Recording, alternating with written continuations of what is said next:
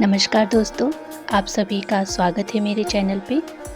आज हम सुनेंगे कुंती की कहानी।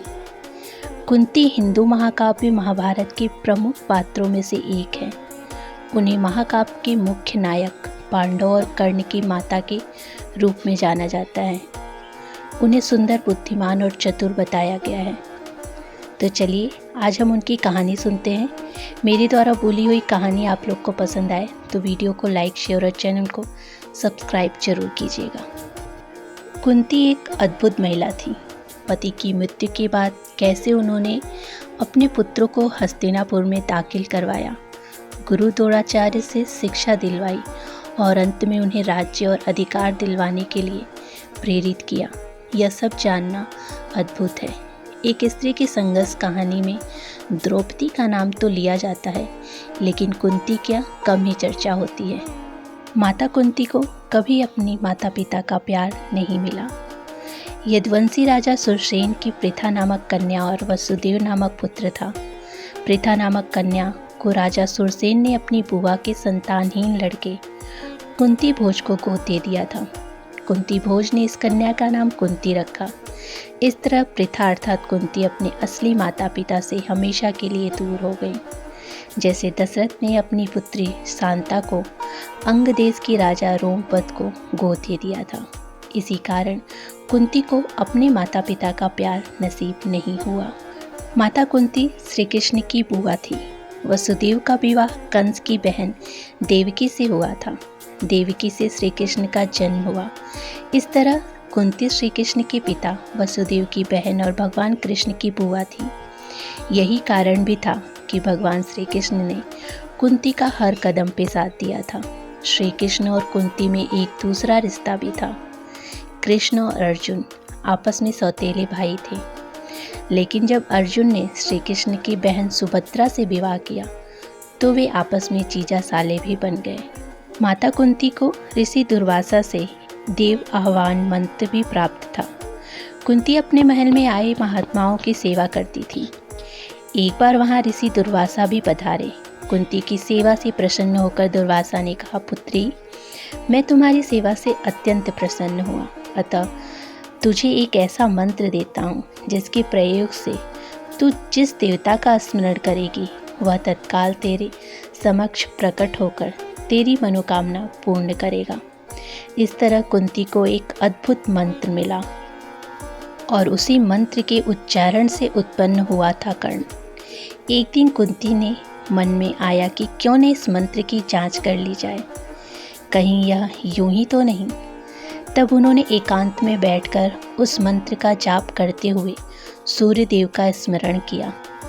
उसी क्षण सूर्य देव प्रकट हो गए। कुंती हैरान परेशान, अब क्या करे। तब कुंती ने सूर्यदेव से एक पुत्र की कामना कर दी। तब कुंती हो गई गर्भवती। तब लज्जावश यह बात वह किसी से नहीं कह सकी और उसने यह छिपा कर रखा। समय आने पर उसके गर्भ से कवच कुंडल धारण किए हुए एक पुत्र उत्पन्न हुआ। कुंती ने उसे एक मजुसा में रखकर रात्रि को गंगा में बहा दिया। वह बालक गंगा में बहता हुआ एक नदी के किनारे जा लगा। उस किनारे पर ही धृतराष्ट्र का सारथी अधिरथ अपने अश्व को जल पिला रहा था। उसकी दृष्टि मंजूषा में रखे इस शिशु पर पड़ी। अधिरथ ने उस बालक को उठा लिया और अपने घर ले आया। अधिरथ निसंतान था। अधिरथ की पत्नी का नाम राधा था। राधा ने उस बालक का अपने पुत्र के समान पालन पोषण किया। उस बालक के कान का बहुत ही सुंदर थे, इसीलिए उसका नाम कर्ण रखा गया। इस सूत दंपत्ति ने ही कर्ण का पालन पोषण किया, इसीलिए कर्ण को सूत पुत्र भी कहा जाता है। तथा राधा ने उसे पाला था, इसीलिए उसे राधे भी कहा जाता था। उस दौर में ब्राह्मण कन्या क्षत्रिय पुरुष से उत्पन्न संतान को सूत कहा जाता था, मतलब कि अधिरथ सूत था। और अब हस्तिनापुर के राजा पांडु से हुआ माता कुंती का विवाह। कुंती जब विवाह योग्य हुई तो उसका स्वयंवर किया गया। स्वयंवर सभा में कई राजा और राजकुमारों ने भाग लिया। जिसमें हस्तिनापुर के राजा पांडु भी आए थे। कुंती ने पांडु को जयमाल पहनाकर अपने पति के रूप में स्वीकार कर लिया। कुंती का वैवाहिक जीवन सुखमय नहीं रहा। एक बार आखेट के दौरान पांडु हिरण समझकर मैथुन रथ एक किंदम ऋषि को मार देते हैं। वे ऋषि मरते वक्त पांडु को श्राप देते हैं कि तुम भी मेरी तरह मरोगे जब तुम मैथुन रथ रहोगे। इस श्राप के चलते पांडु अपनी पत्नियों के साथ जंगल चले जाते हैं। पांडु की 2 पत्नियां थीं, कुंती और माद्री। पांडु अपनी पत्नियों के साथ जंगल के लिए निकल गए। वे जंगल में सन्यासी का जीवन जीने लगे, लेकिन पांडु इस बात से दुखी रहते थे कि उनकी कोई संतान नहीं है और वे कुंती को समझाने का प्रयत्न करते हैं कि उसे किसी ऋषि के साथ समागम करके संतान उत्पन्न करनी चाहिए। कुंती इससे इनकार करके वह अपने वरदान के बारे में बताती है। तब पांडु की अनुमति से कुंती धर्मराज का आह्वान करती हैं। इससे उन्हें युधिष्ठिर का जन्म होता है। फिर क्रम से वह इंद्र से अर्जुन और पवन देव से भीम को प्राप्त करती हैं। अंत में कुंती माद्री को भी वह मंत्र सिखा देती हैं जिसे दुर्वासा ने दिया था। तब माद्री 2 अश्विन कुमारों का आह्वान करती हैं, जिससे उन्हें नकुल और सहदेव नामक पुत्र की प्राप्ति होती है। एक दिन राजा पांडु माद्री के साथ वन में सरिता के तट पर भ्रमण कर रहे थे। वातावरण अत्यंत रमणीय था और शीतल मंद सुगंधित वायु चल रही थी। सहसा वायु के झोंके से माद्री का वस्त्र उड़ गया। इससे पांडु का मन चंचल हो उठा और वे मैथुन में प्रवृत्त हुए ही थे कि श्रापवश उनकी मृत्यु हो गई। कहते हैं कि माद्री उनके साथ सती हो जाती हैं। अब कुंती के समक्ष 5 पुत्रों के पालन पोषण का संकट खड़ा हो जाता है। बस यही से कुंती के जीवन का नया संघर्ष प्रारंभ हो जाता है। इसके बाद माता कुंती हस्तिनापुर में अपने बच्चों के हक की लड़ाई लड़ती हैं। अपने पति की मृत्यु के बाद कुंती ने मायके की सुरक्षित जगह पर जाने के बजाय ससुराल की असुरक्षित जगह को चुना। 5 पुत्रों के भविष्य और पालन पोषण के निमित्त उसने हस्तिनापुर का रुख किया, जो कि उसके जीवन का एक बहुत ही कठिन निर्णय और समय था। कुंती ने वहां पहुंचकर अपने पति पांडु के सभी हितैषियों से संपर्क कर उनका समर्थन जुटाया। सभी के सहयोग से कुंती आखिरकार राजमहल में अपनी जगह बनाने में कामयाब हो गई। कुंती और समर्थों के कहने पर धृतराष्ट्र और गांधारी को पांडु का पुत्र मानना पड़ा। राजमहल में कुंती का सामना गांधारी, शकुनी और दुर्योधन से हुआ, जिन्होंने उसके समक्ष कई चुनौतियां खड़ी की।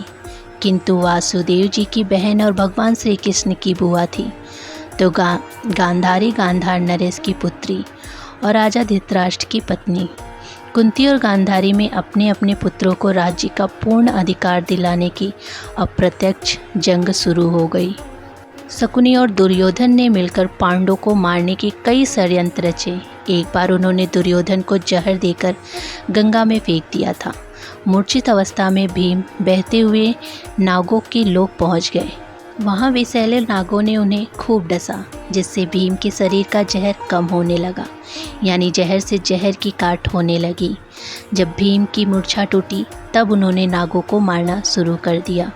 यह खबर नागराज वासुकी के पास पहुंची। तब वे स्वयं भीम के पास आए।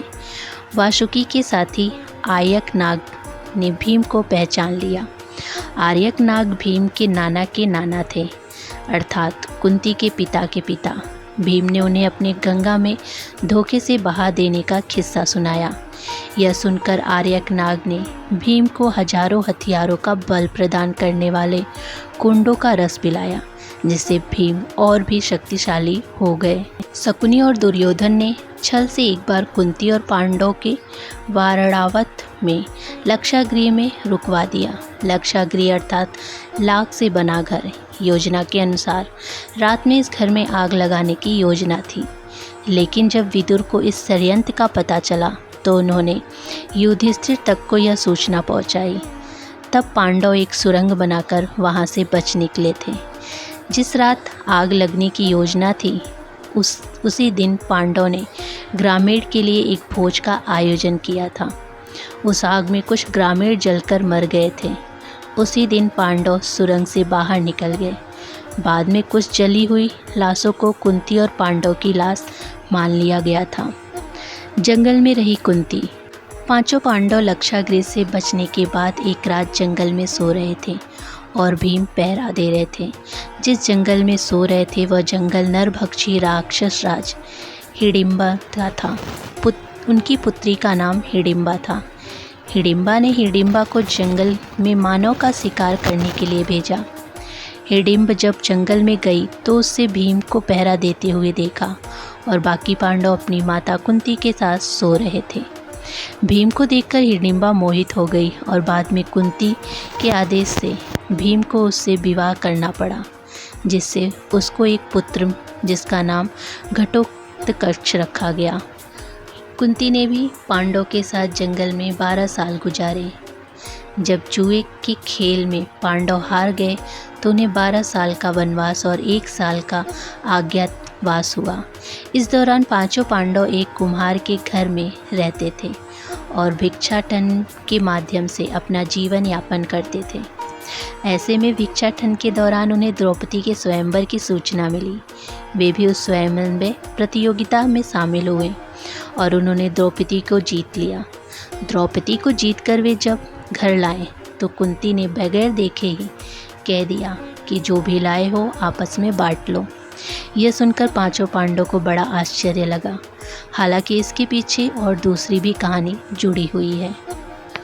श्री कृष्ण ने युद्ध के इन वक्त पर कर्ण को यह राज बता दिया था कि कुंती तुम्हारी असली माँ है। एक बार कुंती कर्ण के पास गई और उससे पांडव की ओर से लड़ने का आग्रह करने लगी। कुंती ने लाख समझाने पर भी कर्ण नहीं माने और कहा कि जिसके साथ मैंने अब तक अपना सारा जीवन बिताया उसके साथ मैं विश्वासघात नहीं कर सकता। तब कुंती ने कहा कि क्या तुम अपने भाइयों को मारोगे? इस पर कर्ण ने बड़ी ही दुविधा की स्थिति में वचन दिया। माते, तुम जानती हो कि कर्ण के यहाँ याचक बनकर आया कोई भी खाली हाथ नहीं जाता। अतः मैं तुम्हें वचन देता हूँ कि अर्जुन को छोड़कर मैं अपने अन्य भाइयों पर शस्त्र नहीं उठाऊंगा। कुंती के द्वारा यह वचन ले लेने के कारण ही युधिष्ठिर कई बार कर्ण से बच गई। ऐसे भी कई मौके आए जबकि कर्ण युधिष्ठिर, भीम, नकुल और सहदेव को मार देता, लेकिन वह ऐसा नहीं कर पाया। कुंती की मृत्यु। महाभारत युद्ध के लगभग 15 साल बाद परिवार के 3 वरिष्ठ गांधारी, कुंती और धृतराष्ट्र वन की ओर प्रस्थान करते हैं। संजय भी उनके साथ होते हैं। करीब 3 साल तक गंगा किनारे एक घने वन में बनी छोटी सी कुटिया में सभी रहते हैं।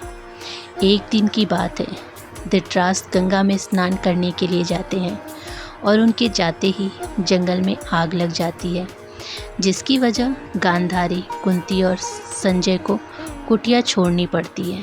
वे सभी धृतराष्ट्र के पास आते हैं, ये देखने की कहीं उन्हें कोई खतरा तो नहीं। संजय उन सभी को जंगल से चलने के लिए कहता है क्योंकि पूरा जंगल आग से जल रहा था। लेकिन धृतराष्ट्र उन्हें कहते हैं कि यही वो घड़ी है जब उन्हें मोक्ष की प्राप्ति होगी। तीनों लोग वहीं रुक जाते हैं और उनका शरीर उस आग में झुलस जाता है। संजय उन्हें छोड़कर हिमालय की ओर प्रस्थान करते हैं, जहाँ वे एक सन्यासी की तरह रहते हैं। इस तरह 1 साल बाद नारद मुनि आकर युधिष्ठिर को उनके परिवारजनों की मृत्यु का दुखद समाचार देते हैं। युधिष्ठिर वहाँ जाकर उनके